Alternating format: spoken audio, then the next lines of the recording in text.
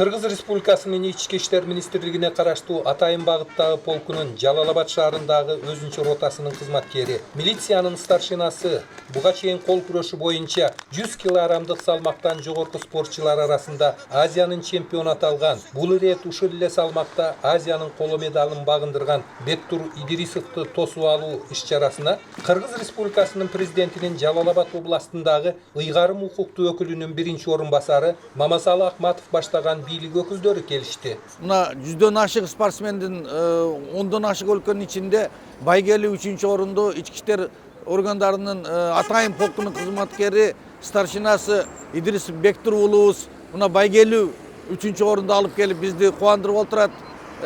Кудай буйруса бул Атайын полктун балдары мына областыбыздагы көптөгөн мына билесиз бир ай мурда эле бир чемпион болуп дагы бир балабыз келген. Көп балдар азыр бир эле коопсуздукту биздин элибиздин коопсуздугун коргоодон эмес, ошол эле учурда спорттон дагы чоң игиликтер жаратып атат. Бул биздин областыбызды, элибизди сүйүндүрөт. Кол урушу боюнча Азиянын кезектеги чемпионаты Россия Федерациясынын курамына кирген Татар Республикасынын борбору Казань шаарында 10 ноябрдан 13 ноябрга чейин болгон. Чемпион Азия рукопашка боюнча, кол уруш боюнча өтө жакшы өттү, өтө жакшы деңгээлде уюштуруптур. Казань шаарында 20дай мамлекет келди, ар бир веске 100дөй бала катышты. Ошон жакшы өттү. Олордун ичинен мен оор весте уруштум. Оор весте 100 бала болду.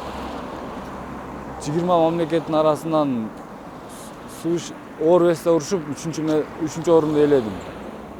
Кыргыз Республикасынын Ички иштер министрлигинин курамына кирген Атайын багыттагы полкунун Жалал-Абад шаарындагы өзүнчө ротасынын командири, милициянын полковниги Равшанбек Кожобеков кол алдындагы кызматкеринин жараткан ийгиликтерине кубангандыгын билдирип, мындан ары да кыргыз спортун аалам алкагына тааныта тургандыгына токтолду. Бизде кылмыштуу алдын алууда, кылмыштуу болтурбоодо, жумуштан тышкарыдагы бизде спортто болгон мамиле бизге эң биринчи очередте турат. Бизде спецназда спорт биринчи болгондуктан, анан кийин балдар такшы калып, ошон үчүн мынага биринчи байгеди алып атат да. Бизде ишибиз, жумушубуз ошондой өзү.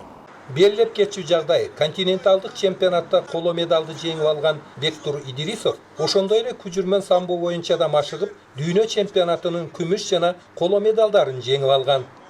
Маматкадыр Маматалиев, Тагайбек Акматов, Жалал-Абад шаары.